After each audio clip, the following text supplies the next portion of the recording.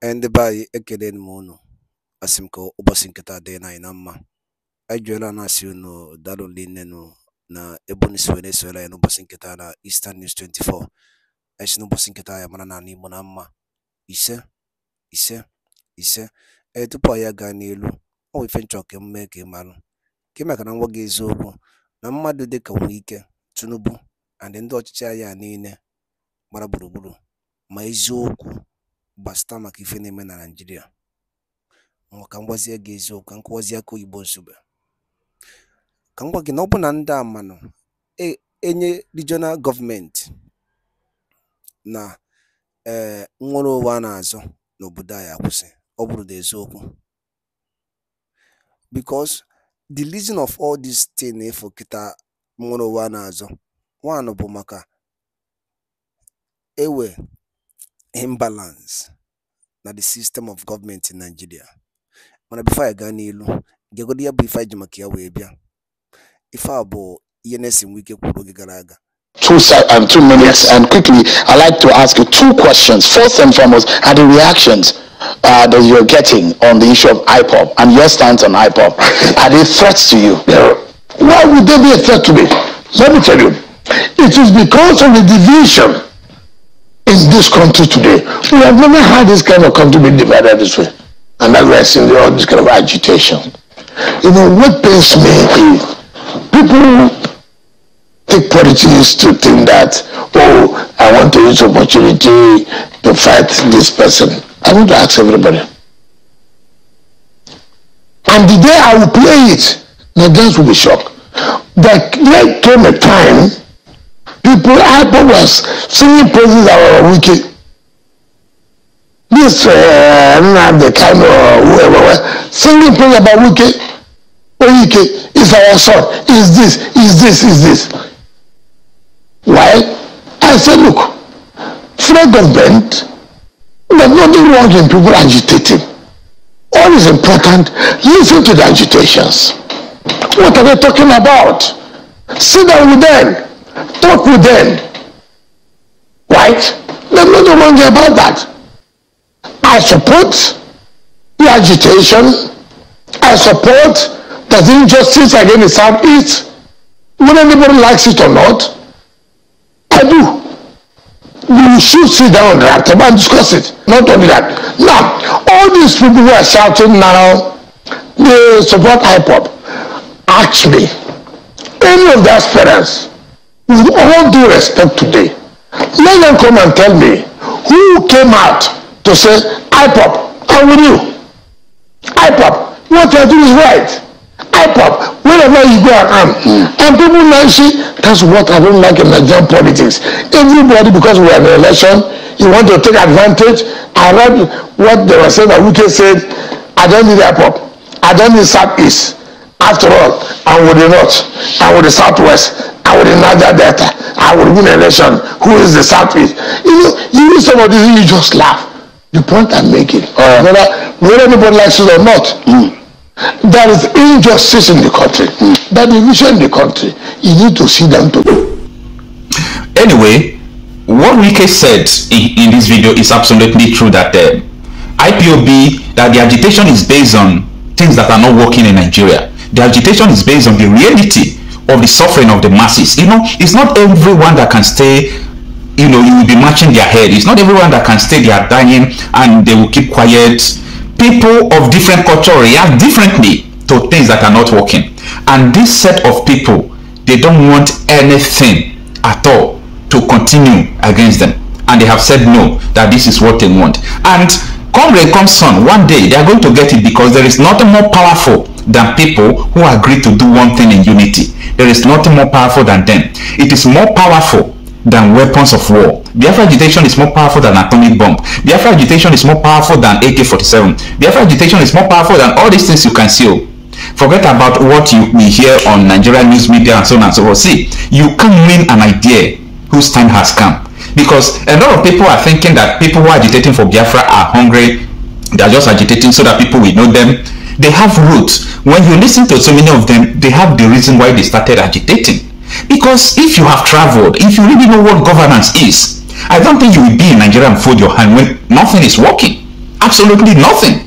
Go to Israel and kidnap 7 people. Your country will be burned down. If you're a criminal, your territory will be striked. But every day, even today, so many people have been kidnapped. Where is it in the news? Nobody. So, you see why I'm saying this. I'm a kind of person that, right from my childhood, I love politics. So, that ushered me into knowing what has been going on right from the year 2000 till now. I've been following Nigerian politics. So, I understand everything, how people supported Obasanjo, people supported Yaradua together in the year 2007. Then in the 2011, people supported Jonathan. In 2015, a lot of people from the East also supported Jonathan. In 2019, they supported, Atiku. Immediately they come to support Peter Obi. Everybody say, hey, they're supporting Obi because Obi is an Igbo man. You're going to tell me that this country is going to work? How is it going to work? How? It can't work. It can't work like this. So, you know the reason why, the importance of this video, why I want you to help me share this video. All these Nigerian politicians, they really know the truth more than you. That is why they won't allow their children to go school here.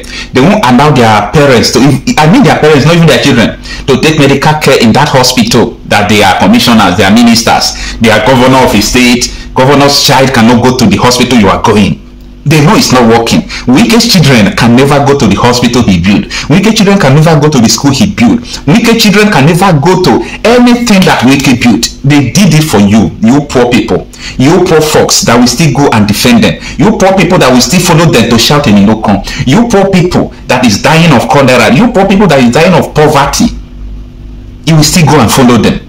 But everything they are doing is for you, the poor. They did it for the poor. If they build school that their children can't go, it is an indication that that school is not working. If they build school that their families can attend, meaning that school is not for you. It is time for us to hold these people on their truth, because they know the truth. Because of the money they are benefiting from politics, that is why they are doing all sort of things. See, how to know people that are deceiving you. Before the election, someone Wike was saying, APC is worse than cancer. I can't do this. I can't work with APC. I can't. They talk differently because all they want is your money. It's your money. And Nigerians can't realize what is going on. That is the most painful thing. If I'm making videos like this, if I'm trying to tell people, look at what is going on, do this, be careful about this, be careful about that, people will think that, oh, you are saying it because of this, because of that, blah, blah, blah. Anyway, I'm just smiling because I really know the implication of all these things. If not Biafra agitation, Odudu agitation, Niger Delta militant agitation, where do you think that Nigeria will be today? People who are agitating are your second goals. I'm telling you this, either you believe me or not. If people are not agitating, see, you don't have words of your own. If you speak, they will use talk to shut you down. What are you going to talk about?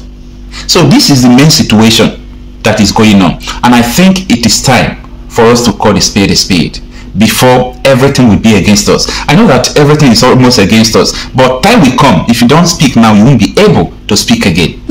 One major priority area in the southeast, which I think will cool off a great deal of nerves, is for us to bring out Kanu, that gentleman. Pull him out. Stop this incarceration. I know some of his pronouncements or maybe lines of actions and so on were offensive to the Nigerian state, and there was a need maybe to take certain actions. But you see, Nigeria itself is a family. That's my picture of Nigeria. When parts of the family feel offended, as a father, as parents, you sit the gentleman down, you sit the child down, and try to find out what are the problems. How do I help you? You don't like the Christmas shoe we bought for you? Okay, we'll get a new one. Would that solve the problem? You don't like this meal? Can we fix another meal for you? Can we start talking with Kanu? Can we start talking with IPOB? Can we start talking with other groups? I think a conversation with some of these teams will go a long way in addressing the problem. We mustn't at all times apply the stick. Bring in some carrot at times. And let's see a carrot and stick diplomacy at play. Okay? We can do that. And I think if we do that, the southeast, the situation in the southeast will be highly doused frankly speaking. All right? Further incarceration only making more and more relevant, only heightened the heroship over him. He is a hero now, whether we want to accept it or not. And we made him the hero.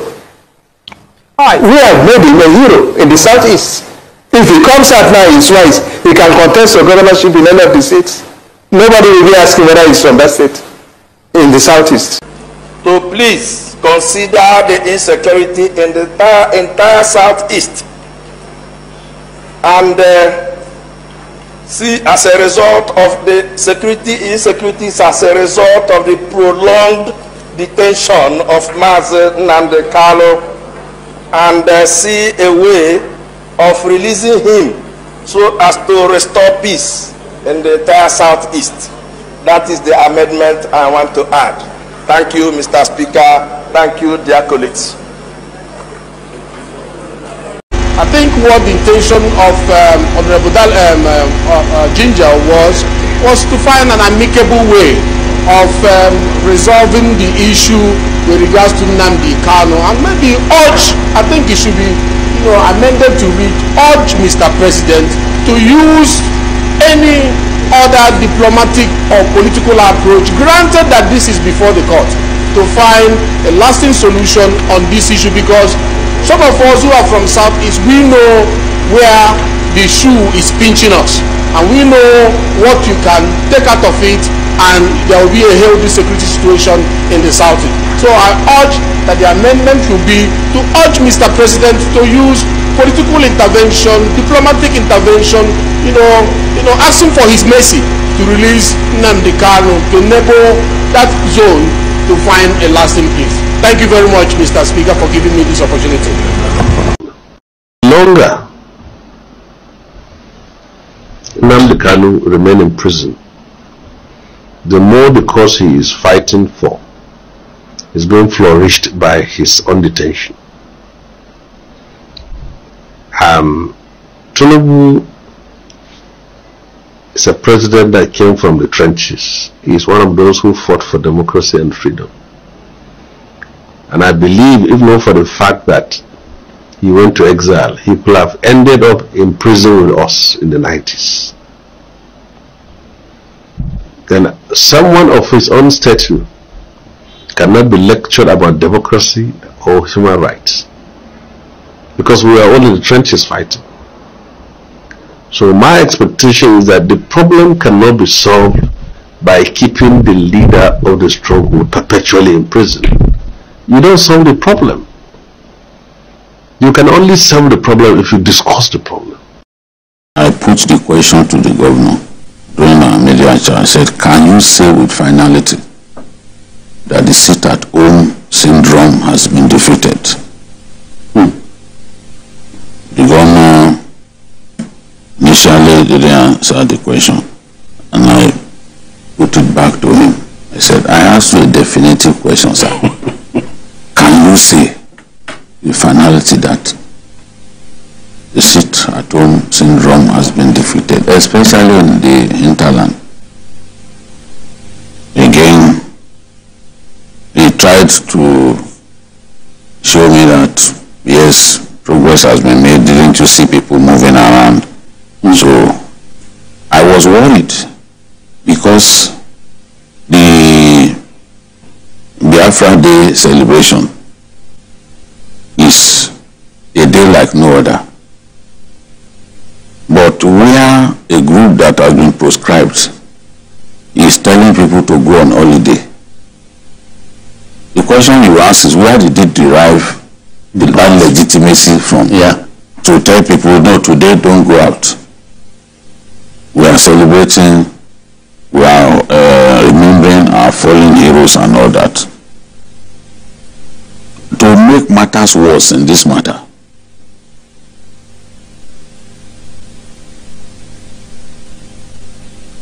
Simon Ekpa, on his part, said the sit-at-home is not going to be for one day, that it will be from the 29th to the 31st of May.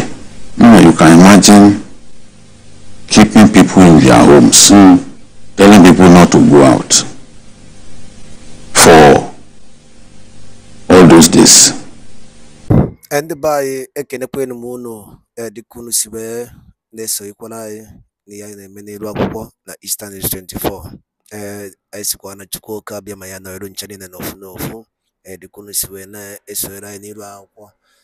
Dịka o si dị, ụnụ anụgonu ka ya bụ ife si wee gbata wee kwụrụ, ụnụ anụgonu ihe nwanne anyị nwoke kwuru n'elu akwụkwọ.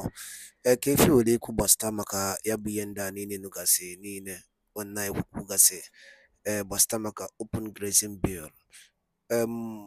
Kabaruke drop your own comment on the comment section below. Thank you, and also stay tuned at Eastern News 24.